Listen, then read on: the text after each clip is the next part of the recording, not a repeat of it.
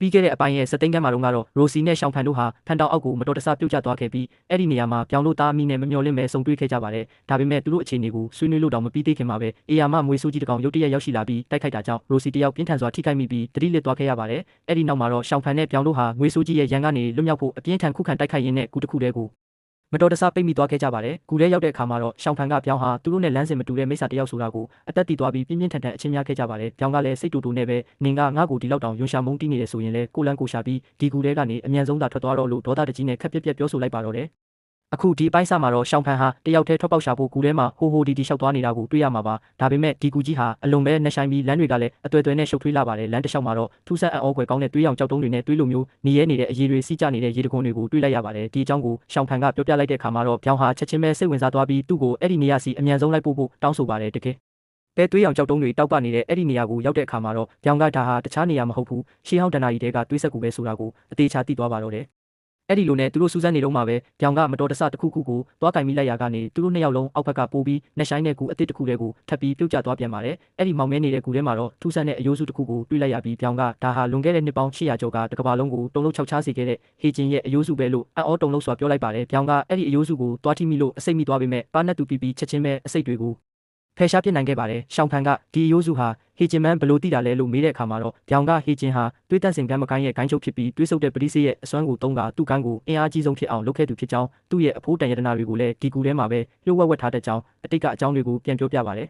်ဒါပေမဲ့ရတနာတွေကိုလိုက်ရှာနေတော့မှပဲရှောင်းဖန်ဟာဒဏ်ရာတွေနဲ့ပင်ပန်းနွမ်းနယ်မှုကြောင့်ဖျားပြီးတတိလစ်သွားပါတယ်အဲ့ဒီအချိန်မှာပြောင်ကရန်ညိုးတွေကိုပေးဖယ်ထားပြီးရှောင်းဖန်ကိုတက်နိုင်သမျှပြုစုကူတာပေးခဲ့ပါတယ်အဝတ်စလေးကိုရေဆိုတိုက်ပေးပြီးရှောင်းဖန်ရဲ့နဖူးပေါ်တင်ပေးရင်ဂယုတစိုက်ဆောက်ရှောက်ပေးရှာပါတယ်ရှောင်းဖန်ကတော့အိမ်မက်ထဲမှာအကြောက်လွန်ပြီးမိစ္ဆာတွေငါအဖေနဲ့အမေကိုမတက်ပါနဲ့လို့တတွတ်အော်ဟေးရောင်ရမ်းနေတာကိုကြားရတဲ့အခါပြောင်းကရှောင်းဖန်မှာလည်းသူ့လိုပဲမိဘတွေမရှိတော့ပဲရင်းနှင်းစရာတိတ်တွေရှိခဲ့မှတည်သွားပြီးစိတ်မကောင်းဖြစ်ကဘေးနားမှာအဖော်လုပ်ပေးနေခဲ့ပါတယ်တစ်ဖက်မှာလည်းရိုစီတို့ဖွဲ့ဟာရှောင်းဖန်ကို3ရက်တိုင်တိုင်မအိမ်မနေလိုက်ရှာနေကြပါတယ်တချို့ကတော့အခြေအနေမဟန်တာကြောင့်ဂိုင်းကိုပြန်ပြီးအကူအညီတောင်းဖို့အကြံပြုပေမဲ့ရိုစီကတော့သူ့အသက်ကိုအချိန်ချင်းကယ်ခဲ့တဲ့ရှောင်းဖန်ကိုရှာမတွေ့မချင်းငါဒီကနေဘယ်မှမသွားဘူးဆိုပြီးမြ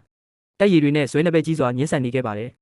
ယ်ရက်အနှဲငယ်ကြာလို့ရှောင်းဖန်တတိပြန်ရလာတဲ့အခါမှာတော့ပြောင်းဟာသူ့ဘေးနားမှာအိပ်ပျော်နေတာကိုတွေ့ရတယ်လို့ပြောင်းဟာသူ့မှာရှိသမျှစားစရာတွေကိုလည်းရှောင်းဖန်အားရှိအောင်အကုန်ကျွေးထားခဲ့မှတည်သွားပြီးစိတ်ထဲမှာတမျိုးလေးခံစားလိုက်ရပါတယ်အဲ့ဒီနောက်မှာတော့ရှောင်းဖန်ကဟေဂျင်ရဲ့ပြုတ်ကျနေတဲ့အယိုးစုကောင်းကိုနေရာတကျပြန်တက်ပေးလိုက်ရကနေလျှို့ဝှက်တကားကြီးဝုန်းကနေပွင့်သွားပါတော့တယ်တကားအနောက်ဘက်မှာတော့ရှေးဟောင်းကပင်းစာတွေနဲ့အတူသူတို့မိစ္ဆာတွေအထွတ်မြတ်ထားကိုးကွယ်တဲ့နတ်ဖျားရုပ်ထုတွေကိုခန့်ညားထဲဝါစွာတွေ့လိုက်ရပါတယ်။ပြောင်ကနတ်ဖျားရိရှိမှဝတ်ပြုဆုတောင်းနေတော့မှပဲရှောင်းဖန်ကနေရန်ဘော်ကနားမလည်နိုင်တဲ့ကြပြတစ်ပုဒ်ကိုအသေးချာဖတ်နေခဲ့ပါတယ်။အဲ့ဒီနောက်မှာတော့သူတို့နှစ်ယောက်ဟာယတနာရှာရင်အန်ဆွဲတစ်ခုကနေရုတ်တရက်ထွက်လာတဲ့အနက်ရောင်ခိုးငွေဆိုးတွေကိုဝိုင်းဝန်းတိုက်ခိုက်ချေမှုန်းခဲ့ကြပါတယ်။အဲ့ဒီအန်ဆွဲထဲမှာတော့ဟန်ကွာကိုင်းကိုတီထောင်သူမဒန်ချင်းလင်ရဲ့အလွန်အစွမ်းထက်ပြီးလူတစ်ယောက်ရဲ့ဝိညာဉ်ကိုတောင်ခန္ဓာကိုယ်ထဲကနေဆွဲထုတ်နိုင်စွမ်းရှိတဲ့လျှို့ဝှက်ခေါင်းလောင်းလေးနဲ့လုံးကိုအံ့အားသင့်ဖွယ်တွေ့ရှိသွားပါတော့တယ်ဗျာ။အန်ဆွဲတွေကတွေ့ရှိခဲ့တဲ့ခေါင်းလောင်းလေးတွေဟာမဒန်ချင်းလင်ရဲ့အစွမ်းထက်လက်နက်တွေဖြစ်ကြောင်းပြောင်ကရှင်းပြပါတယ်။ပြောင်ကပြုံးပြီးတော့တကယ်လို့ဒီခေါင်းလောင်းတွေကဟေဂျင်ရဲ့တွေးတန့်စင်ခမ်းမထဲမှာရှိနေတယ်ဆိုရင်သူတို့နှစ်ယောက်ဟာတစ်ချိန်ကချစ်သူရည်စားတွေဖြစ်ခဲ့ကြမှာပေါ့။သူတို့ကိုင်းချင်းချင်းရန်သူဖြစ်နေကြရင်နောက်မှလေလို့ပြောဆိုလိုက်ပါတယ်။ဒါကိုရှောင်းဖန်ကလည်းတကယ်လို့ဟေဂျင်သာကြောက်စိမ့်လို့အေးဆက်တဲ့နှလုံးသားရှိရင်ဂျင်းလင်ရဲ့ခေါင်းလောင်းလေးတွေကိုဒီလောက်အထိတမျက်တနိုးသိမ်းစီထားမှာမဟုတ်ဘူးလို့ထောက်ခံလိုက်ပါတယ်။အဲ့ဒီနောက်မှာတော့ရှောင်းဖန်ကနိုင်ရန်တစ်ခုကိုမတော်တဆထိမိလိုက်ရကနေဝိညာဉ်လက်တစ်ဖက်ထွက်ပေါ်လာပြီးတိုက်ခိုက်ခြင်းခံရပါတယ်။ရှောင်းဖန်ကသူ့ရဲ့တုံးနဲ့အဲ့ဒီစွမ်းရည်တွေကိုစုပ်ယူလိုက်တဲ့အခါမှာတော့နိုင်ရန်ပေါ်မှာစာသားတစ်တွေထပ်မံပေါ်ပေါက်လာပါတော့တယ်။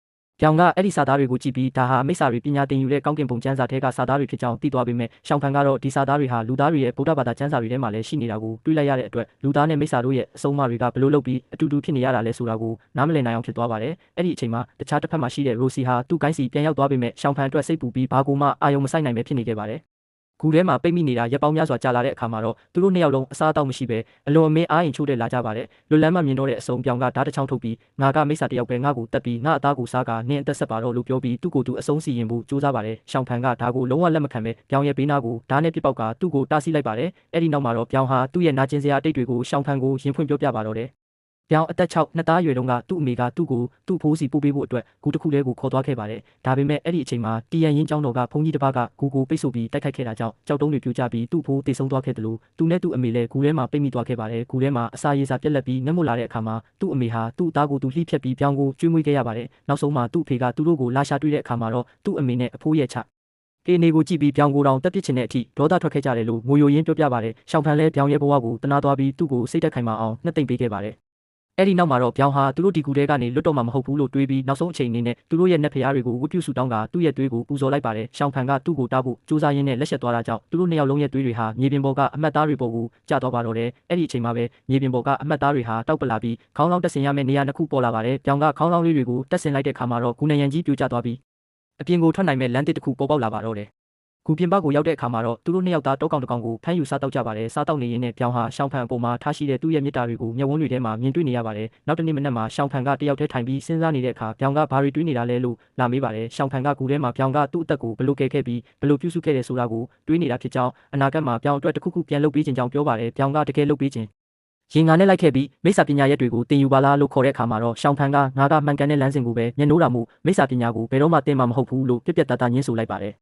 ်ဒီစကားကြောင့်ပြောင်းကအကြီးကျယ်စိတ်ဆိုးသွားပြီးနင်တို့ကိုင်းကရောအပြစ်ကင်းတဲ့ထင်နေလားအတိတ်တုန်းကနင်တို့ရဲ့ဘိုးဘေးတွေဟာငါတို့ကိုင်းကအမျိုးသမီးတွေနဲ့ကလေးတွေကိုတော့မချန်တက်ဖြတ်ခဲ့ကြတာပဲလို့ပြောဆိုပါတယ်ရှောင်းဖန်ကလည်းနင်တို့ကရောရွာလုံးကျိုးဖျက်ဆီးခဲ့ကြတာမဟုတ်ဘူးလားလို့ပြန်မေးတဲ့အခါပြောင်းကနင်ကိုယ်တိုင်ရောမိစ္ဆာတွေကရွာတွေကိုဖျက်ဆီးနေတာကိုမြင်ဘူးလို့လားဒါမှမဟုတ်နင့်ဆရာတွေပြောတာကိုပဲယုံနေတာလားလို့ခန့်နေတဲ့ပြန်မေးပြီးထွက်သွားပါတော့တယ်တစ်ဖက်မှာလည်းရိုစီဟာရှတောင်ဖန်ကိုမမေ့နိုင်တာကြောင့်သူ့ရဲ့ကျင့်စဉ်လေ့ကျင့်မှုတွေမှာထိခိုက်မှုတွေရှိနေခဲ့ပါတယ်။ရှောင်းဖန်ဟာပြောင်းထွက်သွားပြီးနောက်မှာလက်ဖက်ရည်ဆိုင်တစ်ခုကိုရောက်သွားပြီးအဲ့ဒီမှာလူတစ်ယောက်ကသူ့ကိုမင်းကကင်းယုံကိုင်းကလာလာလို့လာရောက်မေးမြန်းတဲ့အခါမှာတော့ရှောင်းဖန်တစ်ယောက်အံ့ဩသွားပါတော့တယ်ဗျာ။ရှောင်းဖန်ကဒါကိုခမည်းဘလို့သိတာလဲလို့ပြန်မေးတဲ့အခါမှာတော့ထိုလူကဒီအနားမှာကင်းယုံကိုင်းရှိတာပဲလေမင်းရဲ့ပုံစံကိုကြည့်ရတာလဲကျင့်စဉ်တွေကောင်းကောင်းလေ့ကျင့်ထားတဲ့တပည့်တစ်ယောက်မှသိတာပါတယ်လို့ပြောပြီးသူ့ကိုယ်သူရန်ဝမ်းလို့မိတ်ဆက်ကလက်ဖက်ရည်နဲ့ဧခံပါတယ်။ရန်ဝမ်းကသူဟာတာမန်လူတစ်ယောက်ဖြစ်ပေမဲ့စားဥစားပေးအမြောက်များဖက်ရှုထားသူဖြစ်ကြောင်းပြောရင်းရှောင်းဖန်ရဲ့လက်နက်ကိုကြည့်ပြီးဒီလက်နက်ကမင်းရဲ့သွေးတွေကိုစုပ်ယူနေတာလားလို့မေးခွန်းထုတ်လိုက်ပါတယ်ရှောင်းဖန်ကတန်တရားစိတ်နဲ့ဘာကြောင့်မေးတာလဲလို့ပြန်မေးတဲ့အခါမှာတော့ရန်ဝမ်ကမင်းရဲ့လက်နက်ဟာအဖိုးတန်ရတနာနှစ်ခုနဲ့ပေါင်းဆက်ပြုလုပ်ထားတာပဲအဲ့ဒီထဲကပတိစေးဟာဟေဂျင်ရဲ့အထွတ်အမြတ်ထားတဲ့သွေးစုပ်ပတိစေးပဲလို့ပြောပြလိုက်ပါတယ်အဲ့ဒီဟေဂျင်ဆိုတာဟာရှောင်းဖန်ကူထဲမှာတွေ့ခဲ့ရတဲ့အယိုးစုရဲ့ပိုင်ရှင်မိစ္ဆာကြီးပါပဲရန်ဝမ်ကဆက်ပြီးတော့ဒီလက်နက်ဟာပိုင်ရှင်ရဲ့ဒေါသကိုထိန်းချုပ်နိုင်စွမ်းရှိတယ်လို့ဝိညာဉ်ကိုခုနဲ့ပြုလုပ်ထားတာမို့ဝိညာဉ်ဖြည့်ဆည်းသူလို့လည်းခေါ်ကြတယ်လို့ရှင်းပြပါတယ်ဒါကိုကြားလိုက်ရတဲ့အခါမှာရှောင်းဖန်ဟာမိမိရဲ့လက်နက်ဟာတကယ်ပဲမှောင်မိုက်တဲ့အစွမ်းတွေရှိနေတာကိုသိသွားပြီးစိတ်မကောင်းဖြစ်သွားပါတယ်ဒါပေမဲ့ရန်ဝမ်ကရှောင်းဖန်ရဲ့အတွေးတွေကိုပြောင်းလဲဖို့ကြိုးစားပါတယ်မင်းတို့ကိုင်းမှာလည်းအတိတ်တုန်းကလူပေါင်းများစွာရဲ့အသက်ကိုနှုတ်ယူခဲ့တဲ့လက်နက်တွေရှိတာပဲအဲ့ဒါဆိုရင်မင်းတို့ကရောမိစ္ဆာတွေထပ်ပိုပြီးအပြစ်ကြီးတယ်လို့မဆိုးလို့နိုင်ဘူးလားလို့မေးခွန်းထုတ်ပါတယ်ရှောင်းဖန်ကလူသားတွေကကောင်းတယ်မိစ္ဆာတွေကဆိုးတယ်လို့ညင်းဆိုတဲ့အခါရန်ဝမ်ကချင်းသေးတကောင်ကအသက်ရှင်ဖို့အတွက်ရုံတကောင်ကိုတက်စားတာဟာရက်ဆက်တယ်လို့ပြောလို့ရမလားဆိုပြီးဥပမာပေးကမှိုင်းတိုက်ပါတော့တယ်အဲ့ဒီအချိန်ကြာမှ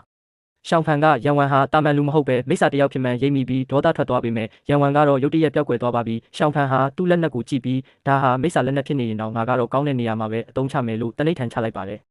အမှန်စင်စစ်ရန်ဝမ်ဆိုတာမိစ္ဆာကိုင်းတစ်ခုရဲ့ကိုင်းချုပ်ဖြစ်ပြီးရှောင်းဖန်ရဲ့အရေးချင်းကိုသဘောကျတာကြောင့်သူ့ကိုင်းထဲကိုတွတ်သွင်းဖို့ကြိုးစားနေတာပါရန်ဝမ်ဟာပြောင်းစီကိုသွားပြီးကိုင်းကိုပြန်လာဖို့ပြောပါတယ်ပြောင်းကရန်ဝမ်ရဲ့သမီးဖြစ်ပေမဲ့သူ့အမေတေဆုံးသွားပြီးနောက်ပိုင်းအဖေဖြစ်သူကအရာအလုံးကိုဖျက်ဆီးပစ်ခဲ့တာကြောင့်စိတ်နာပြီးအတိအမှတ်မပြုဘဲနေခဲ့တာပါဒါပေမဲ့ရန်ဝမ်ကပြောင်းအချစ်ဆုံးပန်းလေးတစ်ပွင့်ကိုအမြဲတမ်းတင်စီထားကြောင်းပြသလိုက်တဲ့အခါမှာတော့ပြောင်းဟာစိတ်ပြောင်းပြီးကိုင်းကိုပြန်ဖို့သဘောတူလိုက်ပါတယ်။ပြောင်းကရှောင်းဖန်ကိုမိစ္ဆာကိုင်းနဲ့ခေါ်လာလို့ရမလားလို့မေးတဲ့အခါရန်ဝမ်ကအခုတော့ခေါ်လို့မရသေးပေမဲ့သူကင်ထားတဲ့လက်နက်ကသူ့ရဲ့ဒေါသနဲ့တွေးဆမှုကိုတဖြည်းဖြည်းမြင့်တင်ပေးသွားမှမို့ဒီနေ့မှာတော့သူကိုယ်တိုင်ငါတို့စီရောက်လာလိမ့်မယ်လို့ပြောလိုက်တဲ့အတွက်ရှောင်းဖန်ကိုချစ်နေတဲ့ပြောင်းဟာဝမ်းသာသွားပါတော့တယ်။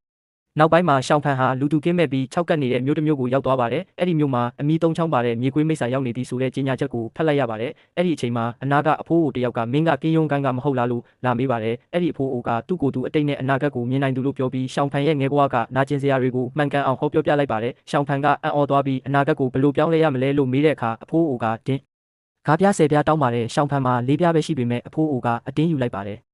အဲ့ဒီနောက်မှာတော့မိုးချိုးကိုင်းကလာတဲ့လူငယ်တယောက်ရောက်လာပြီးငါကအမီကိုချောင်းပါတဲ့မြေကွေးမိစ္ဆာကိုတက်မှစားစရာပဲပေးရင်ရပြီလို့ပြောကရှောင်းဖန်ကိုမိစ္ဆာလိုက်တက်ဖို့အဖော်ဆက်ပါတယ်ရှောင်းဖန်ကလည်းလိုက်သွားဖို့သဘောတူလိုက်ပါတယ်သူတို့ထွက်သွားတဲ့အခါမှာအဖိုးအိုရဲ့မြေမလေးကအဖိုးအဲ့ဒီမိစ္ဆာကအရန်အနေရများတာကိုဘာလို့မတားတာလဲလို့မေးပါတယ်အဖိုးအိုကတော့တက်ပြင်းချရင်ရှောင်းဖန်ရဲ့ကံကြမ္မာမှာရေးမှတ်ထားတဲ့အတိုင်းပဲဖြစ်လာမှာပေါ့လို့ပြောလိုက်ရင်းနဲ့ဒီအပိုင်းလေးဟာပြီးဆုံးသွားပါတော့တယ်ဗျာ